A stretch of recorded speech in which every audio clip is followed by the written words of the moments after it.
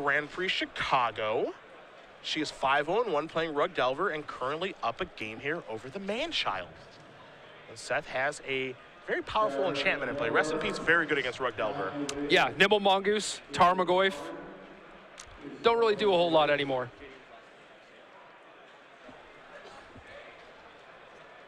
Well, Seth at 17, Jadine at 18. Players done some cantripping and stuff like that, but we'll see if Jadine can work her way through the Rest in Peace.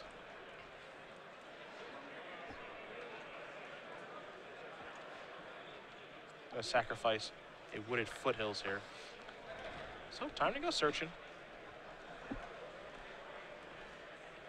Jadine wrote a really, really awesome article on the Select Side of Star Stadium's Premium about getting second place in that Grand Prix and I read it. qualifying for the Pro Tour in Honolulu. Yeah, it was great. Could not have been much happier about it. Definitely earned it.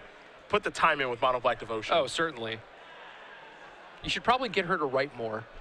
I'm working on it. Working on it. I told her whenever she's got something to say, I'm listening. Okay, fair enough. I will be the outlet, trust me. You know, sometimes they just need a little encouragement, though. You can't just be like, hey, door's always open. Hey, put it on me, always. It's always my fault. Well, it I'm a bad guy. is your job. Fair. Red Elemental Blast going to counter that Brainstorm. Aggressive. But going kind of, I mean, Seth is stuck on lands. Yeah, I mean, it's what this deck does, right? Like, you don't want to brainstorm into lands. You want to destroy the lands. Like, I imagine if she brainstorms into a Wasteland or a Stifle, you're going to hold that. So here's a Delver. You want to try to ride that to victory here. Seth will draw a card. You're talking about Trinisphereing people, but yes, I am. Her red blasting of Brainstorm was like, come on. I don't think it was bad. I think it was appropriate. It was appropriate. There's a Force of Will. That's a Swords. Can draw it with Brainstorm. Yeah, what's better in this situation? Casting Brainstorm to draw that Force of Will, or using Force of Will to exile your Brainstorm, drawing that Force of Will? I don't actually know. Yeah, so okay, that's flipped over because that's resolved. So. Yeah, I feel like you'd rather just Brainstorm, dig a little deeper, and then exile that other Force of Will, because maybe that Force of Will is not going to be too much help in your hand when you're on 3 lands. Plus, you get a little more info this way. Yeah, that's certainly true. I mean, I do feel like, regardless of what happens, this Swords to Plowshares is getting forced. I think so, yeah. Like, Insectile Aberration is one of the few threats in Rug Delver that doesn't get severely hampered by Rest in Peace. So I feel like, especially with Seth kind of stuck on lands, like, you want to protect this thing and try and ride this. Yeah, I think we're in a protect the Queen situation. Yeah. Yeah, there's Force. Removing Force of Will. So that Swords does not get the job done, it looks like. Yep. So there that goes. And now here's an attack. Well, that was still upkeep. Yep, don't think she drew for the turn, so she does need to do that. So we will pause it and make sure that she does draw for the turn. Because the Brainstorm took place. Of course, the Force of Will was revealed to the Delver, so there was no draw for the turn.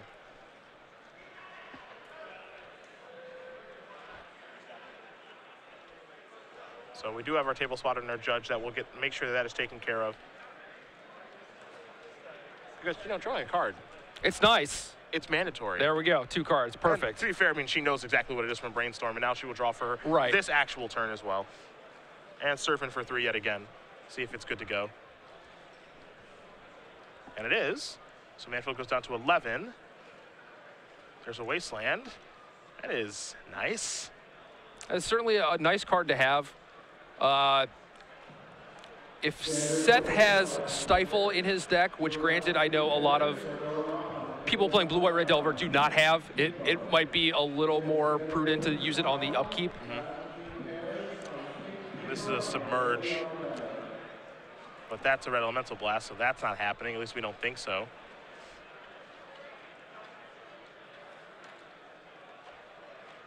Yeah, this is an exhibition in trying to protect the Queen. Yep. Trying to take this thing all the way home. Looks like Seth may cast a Spell Pierce here. Yep. Very quickly going to pay, so it leads me to believe he had days. And that's pretty good. She ends up getting her Aberration submerged, plus Seth gets to return the land that was targeted with Wasteland. Ends up being a really, really good exchange for Seth. Yeah, certainly.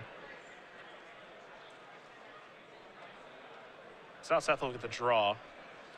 Still has the Tundra. Drew a Brainstorm for the turn. So he's still got some fight in this thing. No, Delver's just going to come back down. Pass the turn back over to Manfield. Ponders the draw. That'll get cast. That'll resolve. And Seth will keep that. Scalding Tarn. All right, he's working his way back into this thing. Yeah. The patience on Seth, like, not using that submerge immediately. Like, I know a lot of people are just like, okay, well, I'm getting beat down by this thing. I got to use this. But he took a hit from it and waited, and I'm not sure if he expected Jadine to have a wasteland and use that on his land and to him have that whole exchange and daze it back, but it definitely worked out for him. Take a look. Flip it over. It's a Ponder. Draw the Ponder. We'll cast the Ponder. We'll Klomparens. Take a look. And again, there are definitely some bad draws there. Tarmogoyf, Nimble Mongoose. But that one is good enough. Here's an attack for 3. Down to 7. Let's see what this is. It's another Delver. And you have to assume it's flipping. Yeah. I'm not sure you keep 1/1 Delver off a Ponder, but maybe it is at that point where, like, if this 1/1 gets in 1 point, that cuts the clock by a full turn, so maybe that's worth it. There's a Bolt. This is good draws for Seth. Yep, Bolt and a Swords.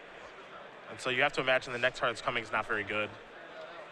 Could be a Brainstorm, could be a Ponder, what have you, but it's definitely a card that was going to flip the Delver. And so now all Jadine can do is pass the turn back over to Seth. Seth's going to play a Scalding Tarn, go down to 6, so he's in double Bolt range now, which is a little bit scary. But he's got to try to win the game. It wouldn't surprise me if he had something like True Name Nemesis this turn. Yeah. Yeah, there that is. So now it's time for him to try to close the game out.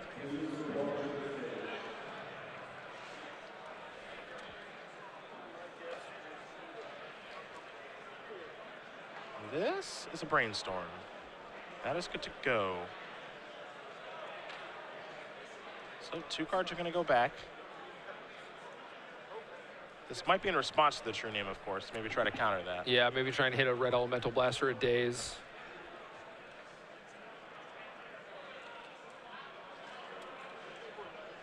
And now it's time for Ponder.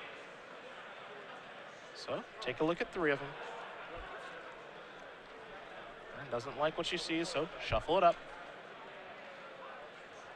You can feel it kind of switching back to Seth's side now. Oh, certainly. Yeah, I mean, Jadine has a lot of outs. Like, another Delver that goes uncontested might be able to do it, or if she's able to string together 2 bolts and Seth doesn't have any counterspell. Probe, take a look. Brainstorm and Batterskull.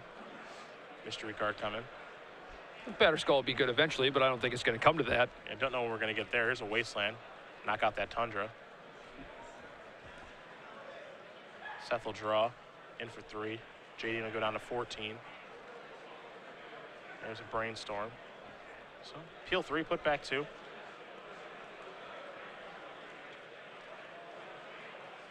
Seth found another white source there off the Brainstorm. So there's that. There's a Wasteland to take down the green source. Yeah, and Seth could certainly use that to try and get to 5 mana, but I think he recognizes that this game is not about Batterskull. I think it's about trying to kill as fast as he can with True Name Nemesis. Yeah, just try and fade 2 bolts, and that's it. Seth will draw 3 more, down to 8. Jadine will draw, pass it back. Seth quickly draws down to 5. Jadine draws a little slower this time. Fork Bolt U.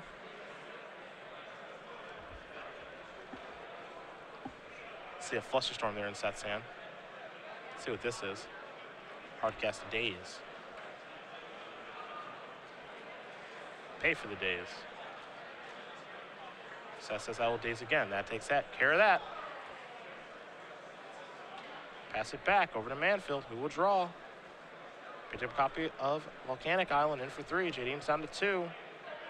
No Bolt here for Seth. Jadine will draw. It's a Ponder. You see the Bolt over there, I think, in her hand as well. Yep, there's a Ponder. 2 and 3, looking for a Trop, I believe, to play Nimble Mongoose, but that's going to do it. So they're going to game 3 here. With about 15 minutes left on the clock, Manfield and Klomparens are tied up at 1 game apiece. This matchup is always really super back and forth. Yeah, I mean, I do feel like Rug Delver is very much the aggressive deck in this matchup. Blue, White, Red has the better late game with the equipment, and if Rug is able to get off to a fast start and keep it, then Blue, White, Red Delver is going to be in a lot of trouble. But I think most of the games are going to play out in a way like that, where you see Rug Delver having the early start, and then Blue, White, Red Delver is just trying to slowly claw its way back into the game. Maybe stabilize at a low life total, fade some lightning bolts, and eventually take over with more powerful cards like Batterskull or True Dame Nemesis. So, yesterday, when we saw the Boz. Yeah. Oh, sure. Yeah. When we saw the Boz with the no sleeves, arms crossed, it was both times that we had green white on camera. Yeah. So what do you think he's watching over there? Maverick, Toon Battle? Yeah, I mean, I was going to say, like, okay, well, maybe Rug Delver is his legacy green-white, because there aren't a lot of Maverick decks in the room anymore. No. You know, Todd Anderson was championing that deck for a while, but he's mostly switched off. Reads the back of match. All right, got it. Okay, I that just makes sense. I like that this Boz is always looming with like his arms crossed. Literally the only 2 times we saw him yesterday, we're watching green-white decks. Now it's just like, hey, Boz, is there like a Maverick mirror going on that we don't know about? Or he's just like, I found it. Here it is. I love Savannah. It is my favorite card. It is so good. Maybe it's not even Savannah. Maybe it's just Fleece Mane Lion. It's a good card. Big fan. Big fan of that one. So game number 3 will be underway here. You see both players shuffling up very, very quickly. Again, about 13 minutes will be left when they do begin. And both players sitting here at 5-0-1. So picking up a loss may not be the end of the world, but obviously don't have any interest in losing when you're at a Magic tournament. Yep. So Klomparens will be on the play.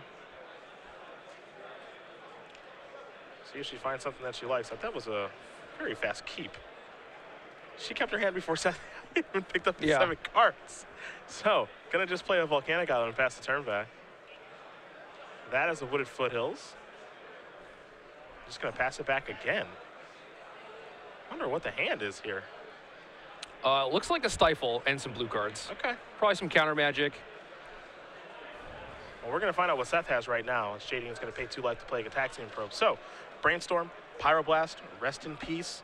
Looks like from Lavamancer, another Brainstorm, and Delver of Secrets, and a Scalding Tarn. But Cedric, he has those 1-drops. Why hasn't he cast them yet? He's a genius. He's brilliant. He's trying really hard to not get stifled. I don't want to get stifled either. Me neither. There's a Wasteland, pass it back.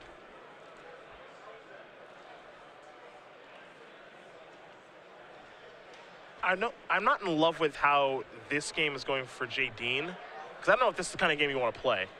Like, we're working our way into like a longer game, because I mean, Rug Delver is basically a land destruction deck. Yeah. And a tempo deck. So like the more turns we get to play like this, the more that Seth can kind of, you know, bob and weave and maybe set things up a little bit better. Yeah, I agree, but we've seen some very patient games played by people like Jacob Wilson, Alexander Hayne, where like this type of opening scenario is not uncommon to them. Okay. Like neither player wants to blink. In this case, it just so happens that they both have lands. Normally it is like whoever doesn't play the 3rd land or the 4th land is just like, I'm getting kind of nervous, and then they have to blink. They get in this counter war where, you know, 2 lands get stifled, one of them gets wastelanded or whatever, one player's left with nothing. So Stifle is targeting the first fetch land activation. In response to that, Seth cracks a Scalding Tarn to go get a Volcanic Island. So again, we're still responding to the Stifle. This is a Pyroblast. That is a Force of Will, removing Force of Will. So we are fighting over mana here. So that'll take care of that. Will Stifle resolve? Yes. I imagine that Wasteland's at the ready to get that Volcanic out of here. Yeah, certainly. Sacrifice this. Will that resolve? Yes. And that's part of the reason why you fight over that Stifle, right? Is because otherwise, if you just let him have a bunch of lands, that Wasteland is not doing much either. And this way you get to constrict his mana like doubly, so you get to stifle a land and waste a land. There's a Delver. There's a waste on Tundra. Jadine will quickly untap and take a draw here.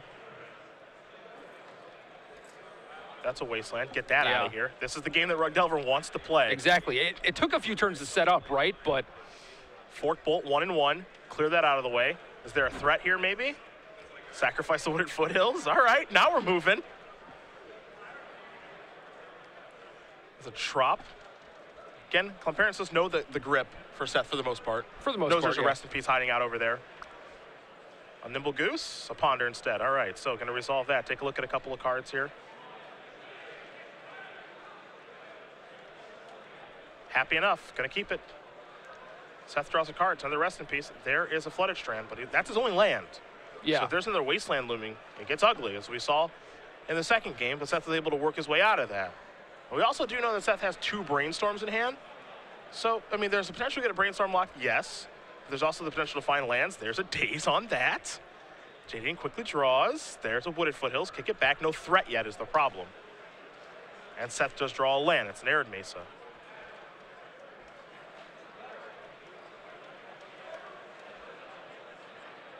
So we'll see if Seth wants to deploy one of these copies of Rest in Peace.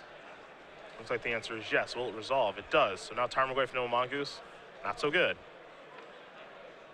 Jadine draws, plays Volcanic Island, passes the turn back, so she just can't find a threat yet. Seth with a Ponder. Good to go. Take a look at the top 3.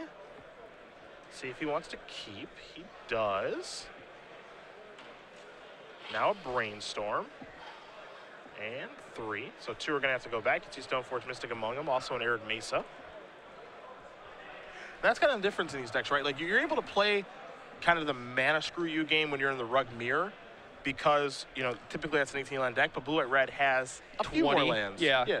And you may think, like, oh, what's the big deal with 2 more lands? That's not really that many, but it does add up. Especially at Brainstorm. Yeah, I was going to say, especially when you factor in something like Ponder and Brainstorm, like, you see a lot of cards on each turn, and certainly per game. Consider that this is really the second game in a row where this kind of game has happened, where Rug Delvers tried to play the mana denial game, which is very good at doing, but without any pressure, you're not really getting anywhere because, again, Seth was basically without lands. He had 0 lands for a turn. Yeah.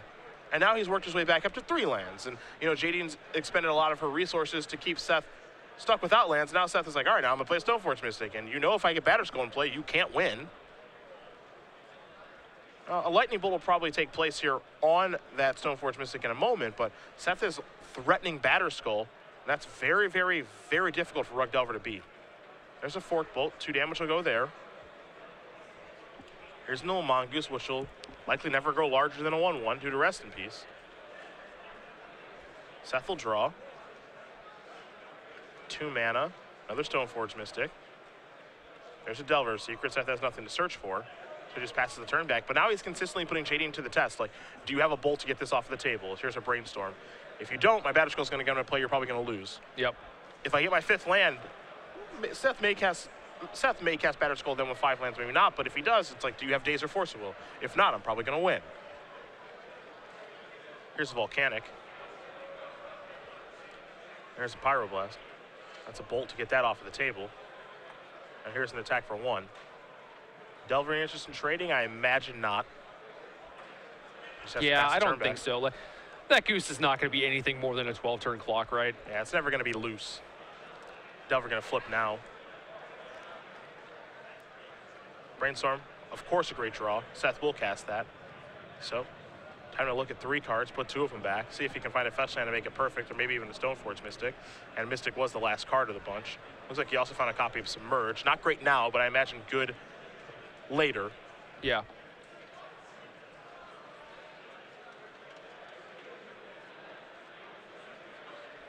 So Brainstorm does resolve. There's a Mystic.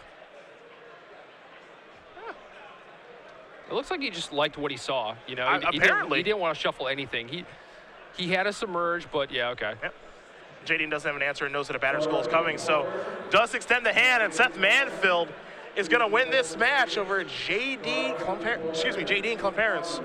2 games to 1, 6-0-1.